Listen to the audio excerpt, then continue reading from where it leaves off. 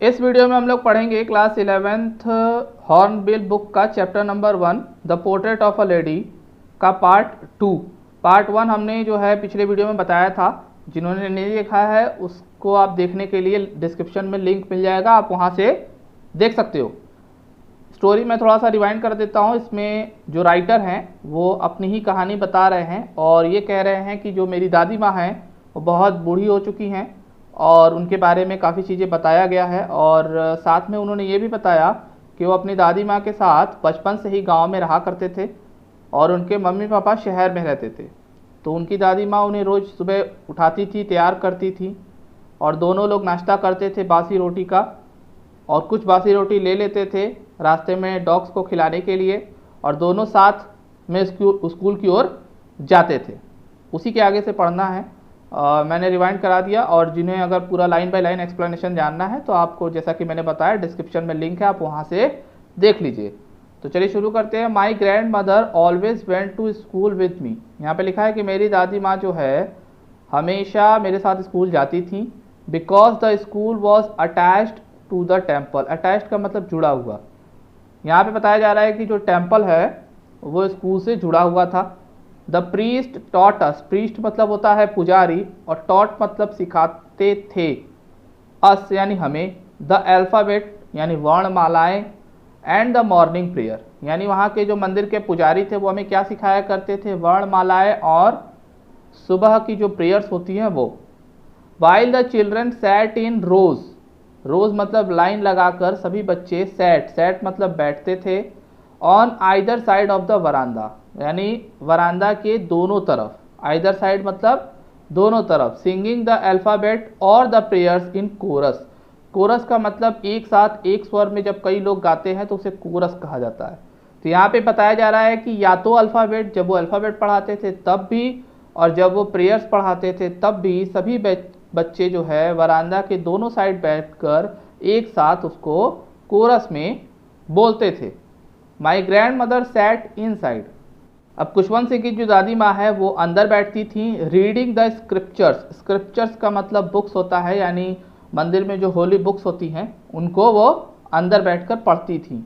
When we had both finished यानी जब हम दोनों लोगों का काम खत्म हो जाता था, दादी माँ पूजा पाठ करती थी और हम वहाँ पढ़ाई करते थे, तो यानी दोनों लोगों का काम अगर ख़त्म हो जाता था, we would walk back together, तो हम लोग साथ में ही वापस आते थे। This time the village dogs would meet us. Meet us मतलब हमसे मिलते थे विलेज के dogs. At the temple door यानी टेम्पल के डोर पर सारे डॉग्स एक साथ आ जाते थे। दे फॉलोड अस वो हमारा पीछा करते थे। टू आवर होम पीछा करते थे मतलब हमारे साथ आते थे हमारे घर तक।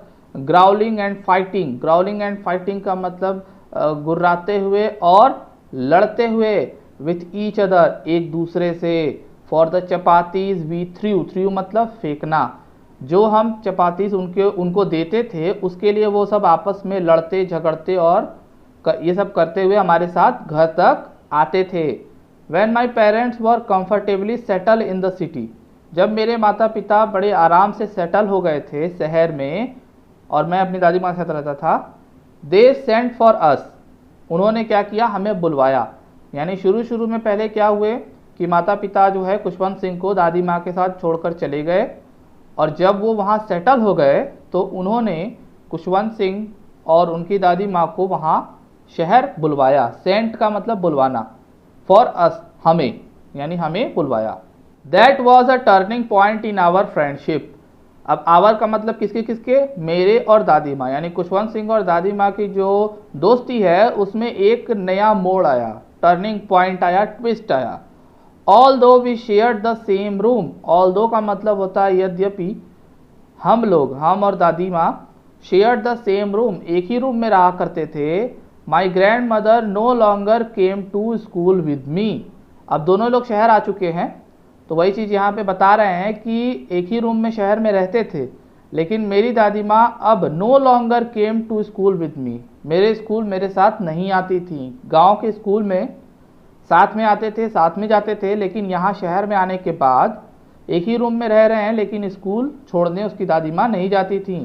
आई used to go to an English school. अब यहाँ बता रहे हैं कि मैं शहर में एक इंग्लिश स्कूल में पढ़ने लगा हूँ। इन अ मोटर बस, और मैं जो इंग्लिश स्कूल में पढ़ता हूँ वहाँ मैं किससे जाता हूँ, मोटर बस से जाता हूँ, इसीलिए दादी माँ साथ में नहीं जाती। There were no dogs in the streets, जैसे गांव में वहाँ डॉग्स आते थे, उनको ये लोग खिलाते पिलाते थे, यहाँ पर ऐसा कोई डॉग्स स्ट्रीट यानी गली में दिखाई नहीं देता। And she took to feeding sparrows, यानी अब वो यहाँ शहर आकर किसको फीड करती हैं, फीड मतलब खिलाना, स्पैरोज यानी गौरैया जो चिड़िया होती है।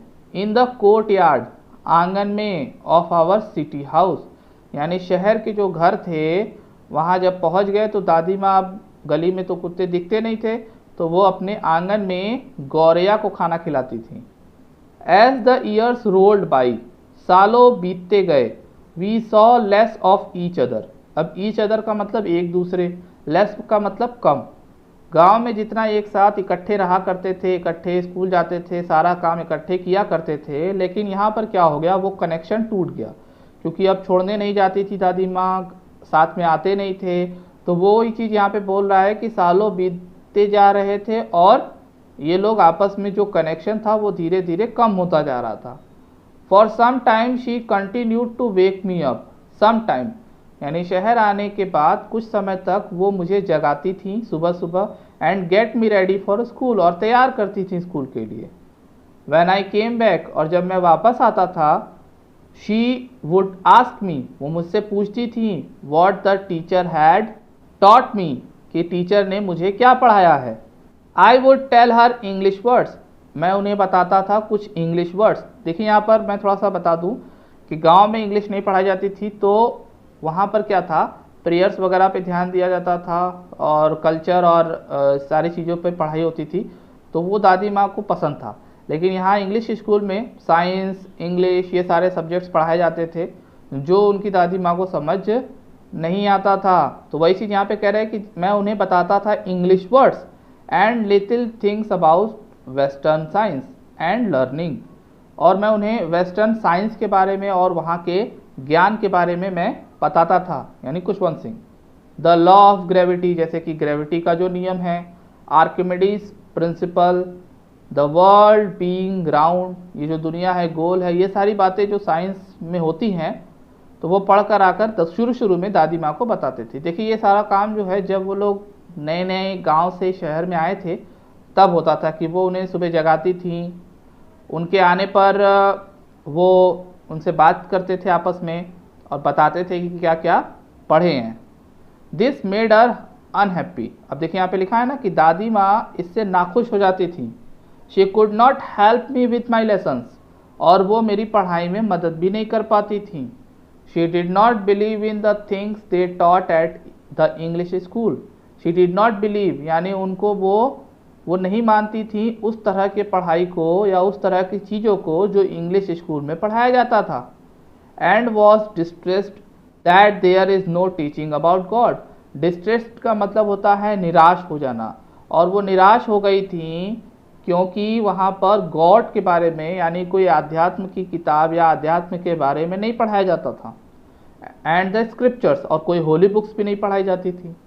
वन डे, एक दिन, I announce that we were being given music lessons, एक दिन मैंने दादी माँ को बताया, अनाउंस्ड का मतलब यहाँ पे घोषणा करना या बताना, दादी माँ को बताया कि हम लोग अब म्यूज़िक लेसन्स लेने वाले हैं, यानी हमने शुरू किया है। वी वर बीइंग गिवन यानी अब हमें म्यूज़िक भी सिखाया जाएगा स्कूल में।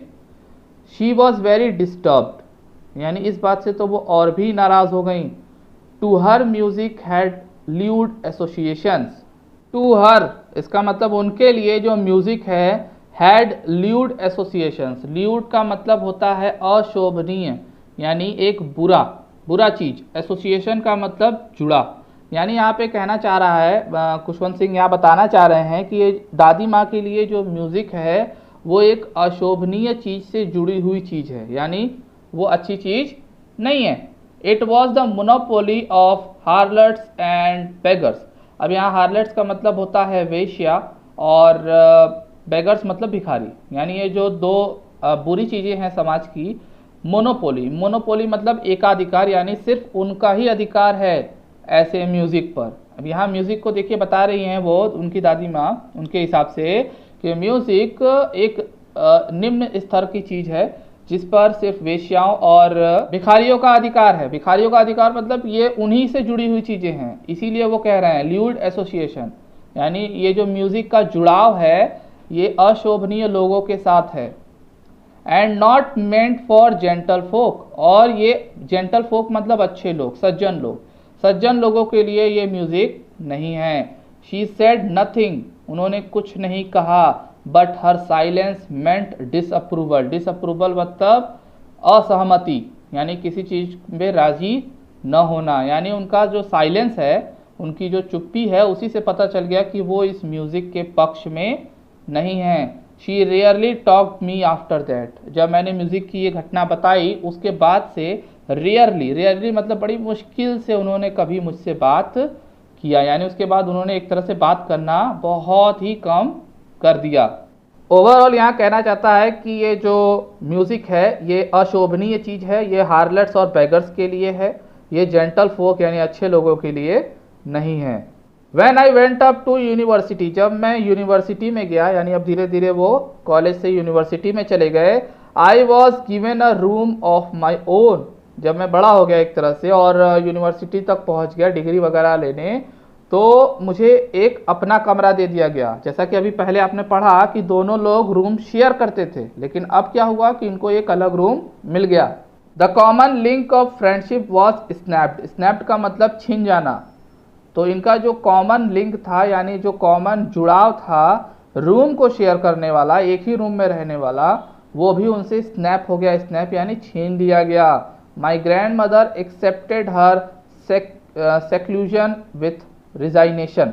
सेक्लूजन मीन्स अकेला और रिजाइनेशन मतलब शांति से। तो यहाँ पर देखिए बताया जा रहा है कि मेरी दादी माँ ने एक्सेप्टेड स्वीकार कर लिया अपना अकेलापन। हर सेक्लूजन का मतलब अपना अकेलापन, विथ रिजाइनेशन, रिजाइनेशन का मतलब शांति के साथ, यानी चुपचाप उन्होंने अपना अकेलेपन को स्वीकार कर लिया, क्योंकि रूम भी अलग हो गया, अब एकदम ही बात नहीं होती थी। She rarely left her spinning wheel, अब वो स्पिनिंग व्हील पर चलती थी, तो यहाँ पर यही कह रहा है कि रेयरली, बड़ी मुश्किल से वो अपने स्पिनिंग व्हील से हटती थी।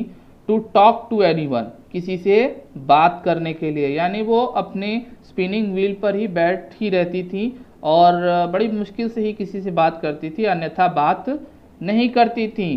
फ्रॉम सनराइज टू सनसेट, यानी सुबह से लेकर शाम तक, she set by her wheel spinning and reciting prayer. Reciting मतलब होता है जाप करना, प्रेयर्स का मतलब प्रार्थनाएं। तो वो सिर्फ क्या करती थी, अपने स्पिनिंग व्हील यानी व्हील स्पिनिंग पर बैठी रहती थी सुबह से शाम तक और प्रेयर्स पढ़ती रहती थी।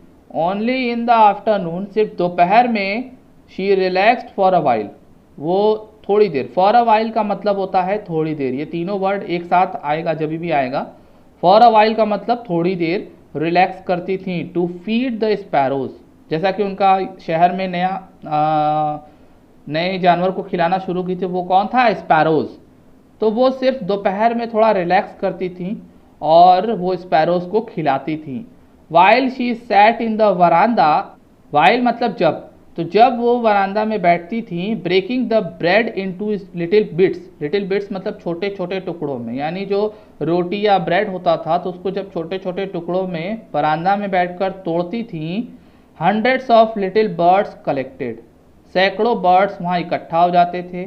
Round her creating a veritable bedlam of chirpings, veritable मतलब एप्रोप्रिएट मतलब ठीक ठाक, बेडलम मतलब होता है शोर और चर्पिंग मतलब स्पैरोस की आवाज़। अब यहाँ पे कह रहा है कि सैकड़ों लिटिल बर्ड्स इकट्ठा हो जाते थे उनके चारों तरफ और क्या क्रिएट करते थे, एक ठीक ठाक अमाउंट में शोर जो उनके ची ची की होती थी। Some came and perched on her legs, कुछ स्पैरोज आकर उनके पैर पर बैठ जाते थे, पर्च्ड मतलब बैठ जाना। अदर्स ऑन हर शोल्डर्स, कुछ आकर उनके शोल्डर्स पर बैठते थे। Some even sat on her head, कुछ तो उनके सिर पे बैठ जाते थे। शी स्माइल्ड, वो मुस्कुराती थी। But never should them away. Should मतलब भगा देना, तो लेकिन कभी उसे भगाती नहीं थी। वो स्माइल करती थी, वो कहीं भी आकर बैठ जाते थे, लेकिन उन्हें भगाती नहीं थी। It use to be the happiest half hour of the day.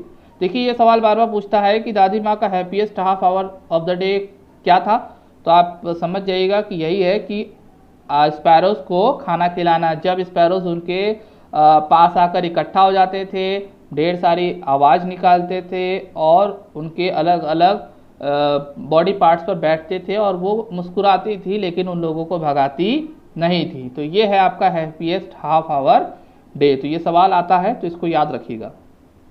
When I decided to go abroad for further studies, further मतलब आगे का, abroad मतलब विदेश। जब मैंने डिसाइड किया, निश्चय किया कि मैं आगे की पढ़ाई के लिए बाहर जाऊंगा, I was sure my grand mother would be upset. और मुझे पता था, निश्चित था कि दादी माँ अपसेट हो जाएंगी।